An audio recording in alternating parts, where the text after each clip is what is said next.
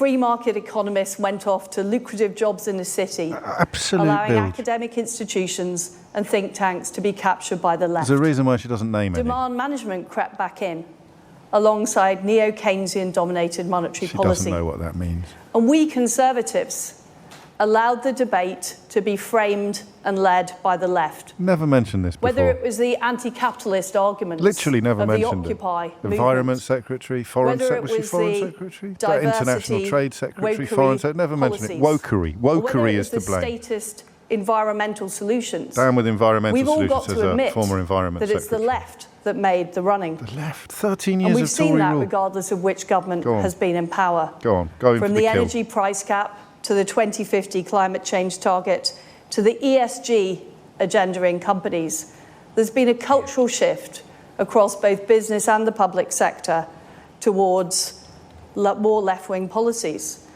And despite the long record of failure of industrial policy, it's back in vogue again. People are talking about it. I mean, where do you even start? The energy price cap was about the only thing she got right, wasn't it? And now she's decrying it. That was her own policy, the energy price cap. The think tanks have been overtaken by the left. Right. Which think tanks would those be, off the top of your head? Go on. Anyone? Anyone? Bueller? No. I've got nothing. Oh, and the media, of course. Crikey. The Daily Mail, the Daily Telegraph, the Times, the Spectator, the Sunday Times, the Sun, the Mail on Sunday, the Express, the Sunday Express. I mean, God, the bloody lefties are everywhere, aren't they? You can't swing a cat in the British media without knocking a lefty out anymore. They're all out there. You can name them all now, can't you? Go on. Anyone? I just want you to pause just for a minute, all right? And see if you can remember the figure that most experts put upon Liz Truss's premiership, the cost of Liz Truss's premiership. I think £35 billion is a cautious estimate. We may not know for sure until economic cycles are complete. Pork markets, thank you, Ryrie, that was indeed the other thing. So you've got cheese. Importing cheese is a disgrace, and pork markets are going to save us from the economic impacts of Brexit. I told you there was a lot to get through. Focus, James, focus. So I think 35 billion quid is a cautious estimate on what she cost the country. And the brevity of her premiership was historical. I think there was there was a chancellor who died in office and therefore spared Kwasi Kwarteng from being the shortest-serving chancellor of all time. I think you should actually get a free pass if you perished. I don't think you should be counted in the annals of shortest-serving chancellors or shortest-serving prime ministers if you died on the job, because that means that the cessation of your period in office was not caused by your own competence or incompetence. It was caused by your death. But I think, was Liz Truss the shortest ever? Has anyone been in the job shorter than Liz Truss? Until she came along, Ian Duncan Smith, I think, was the only Conservative leader never to lead the party into a general election. So some wonderful, wonderful company there. And in many ways, Ian Duncan Smith is emblematic of the broader problem, because treating blithering idiots as if they are valid contributors to public discourse is a large part or a large contributor to the creation of the problems we've got now. And as if to prove it, who has turned up at Liz Truss's speech this morning? Who do you think's turned up early? Here is a list courtesy of LBC's highly respected reporter, Henry Riley. It's not just me that says that, by the way. It's Surrey Heath Council as well. Nigel Farage is there. Lord Frost is there. Patrick Minford is there. Julian Jessup is there, a, quote, fellow, end quotes, of the, quote, Institute of Economic Affairs, end quotes. Sir Rocco Forte is there. He is a hotelier and staunch Brexiter, as they like to call themselves, who revealed earlier this year that he was thinking of moving to Italy because it's easier to do business there. In fact, I think the direct quote was, it will be easier to expand in Italy than it would be in the Brexit Britain that he both sought and voted for. Matthew Elliott is there, the founder of the, quote, Taxpayers Alliance, end quote, and indeed the former chief executive, I think, of, quotes, Vote Leave, end. No, that doesn't need quotes. It was just called Vote Leave. There's no irony in that particular title. It did do exactly what it said on the tin. And then there's quite an odd bloke who sells smoked salmon and ended up as a sort of bag carrier stroke butler for Nigel Farage called Lance Foreman, but you don't really need to worry about him. Out of those names, I've just noticed Nigel Farage, Lord Frost, Patrick Minford, Julian Jessup, Sir Rocco Forte and Matthew Elliott, how many of them do you think merit a whole chapter in my new book? How They Broke Britain, which is a fairly comprehensive account of precisely how we ended up with someone like Liz Truss in Downing Street, spaffing something like £35 billion up the wall as a consequence of epic incompetence, unbelievable entitlement and bogus ideology. Which of those six? They're all in it. They all get quite good mentions to varying degrees. Farage, Frost, Minford, Jessup, Forte, Elliott. Have a guess at which two get their own chapters, all right? You can text it to 84850. It's not, I haven't got enough books yet, to give a free copy to whoever gets it right. It might be really obvious, actually, looking at it, but maybe not. Anyway, that's the country we live in now. You can be proven not just spectacularly, but historically wrong about everything. In fact, Farage, Frost, Minford, Jessup, Forte, Elliott would fit fairly neatly into that category. But because you are sponsored by the most powerful engines in society, whether it's the Conservative Party or the Conservative media or the very, very wealthy plutocrats who fund the secret think tanks that Matthew Elliott is such a wonderful example of, as long as you've got them on side, you can continue to argue that black is white, that up is down, and that the unicorns are going to be here by tea time. High on lettuce, perhaps. And that is extraordinary, truly extraordinary. Liz Truss is giving a speech to the Institute of Government in which she seeks to absolve herself of almost all blame for what she did. She seeks to blame everybody from the Office of Budgetary Responsibility to the BBC for her epic incompetence and gross unsuitability for office. And she seeks to... or she deigns, really, to tell Rishi Sunak what he should be doing with regard to economic policy. Just pause right there. Everyone's getting it wrong. Perhaps I should give a free book. I mean, it's not out for a while, but I'll give a book to the first person who gets it right. You're all getting it wrong. I can see why.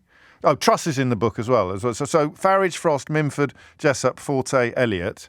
Which three... leave Truss out. I've already told you she gets a chapter. 11 minutes after 10 is the time.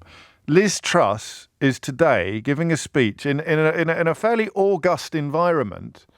The Institute for Government is not a secretly funded right-wing think tank doing the bidding of its anonymous donors while pretending to be contributing honestly to public discourse.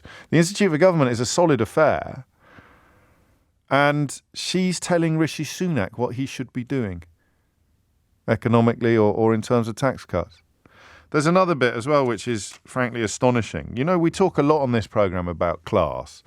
There are two things about middle-class people deigning to comment on what, quotes, working class, end quotes, people think that really boil my brains. The first is the imputation that everyone's racist. The red wall is racist.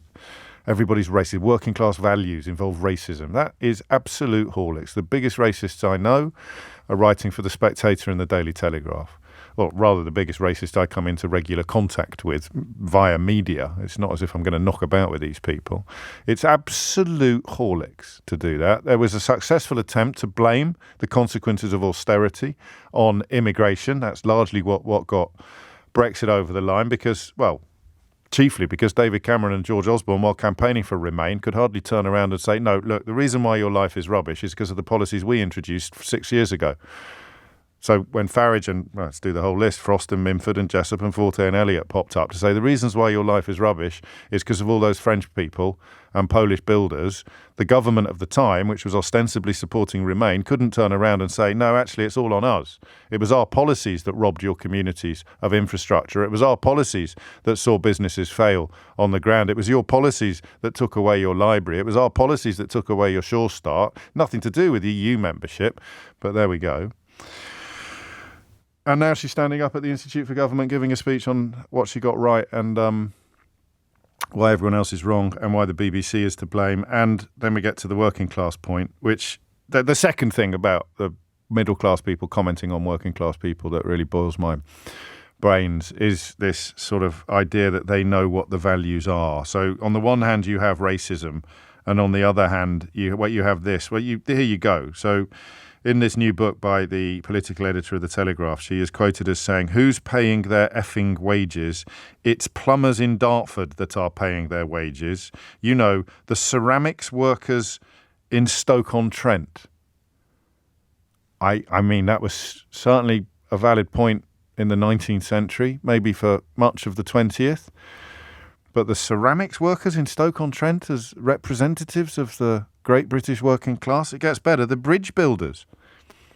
The bridge builders. These are the people paying their wages. The IMF, Labour, the Treasury officials, the BBC, have they ever seen a tax rise they don't like? And ironically, I think it was one of the weird new TV channels, possibly GBB's, when Liz Truss was asked to comment on something pretty egregious that they'd done. She said, "I don't think politicians should ever criticise journalists." That's because she's a fraudulent liar. She's quite happy to criticise the BBC, as am I, but I would never sit here and say to you, I don't think we should ever, I don't think politicians should ever I don't think radio presenters should ever criticise other journalists. That's quite a charge. And then turn around and criticise other journalists. 10:15 is the time. We still haven't got a question. No one's got it right. That's really, really surprising. It's not Minford and Frost. It's not Farage and Frost. It's quite incredible. I'm slightly worried now that I might have encouraged you to turn me off and put Liz Truss on just to have it, but you'd probably get more laughs, wouldn't you, in the course of the... So we'll pick over the bones of the speech. Henry Riley's there, bless him. What I want to do is a step back question today. Get out of the weeds, get out of the detail, focus upon this central point. The most catastrophic Prime Minister in the history of these islands is, about a year after running out of Downing Street with her pants on fire and having set fire, indeed, to the British economy, is standing up in public, speaking as if she is more sinned against than sinning, attended upon by various half-wits and sociopaths, and expressing a truly held belief that she was right and everybody who pointed out how stupid she was wrong. And it is being reported, it is being broadcast live on news channels, it is being talked about on the biggest show in town. This one, yeah. And I want you to pause for a moment and just tell me why. How? There's two elements to this. There's the systemic answer. How have we ended up living in a system where someone who set fire to the economy can, within a year, turn up expecting respect and expecting reverence to tell everybody why the evidence of their own eyes and ears should be completely ignored and you should just listen to her because she'll tell you the truth. So the systemic answer to the question of how has this happened? How have we ended up in a place where you can still, I don't know, merit respect, if you like, or still merit an audience despite having been so catastrophically awful? And the second question is possibly more interesting, but also more nebulous. What's going on in her head? 0345 6060 973. If you had done what Truss has done, I don't think you would ever show your face in public again. I truly don't.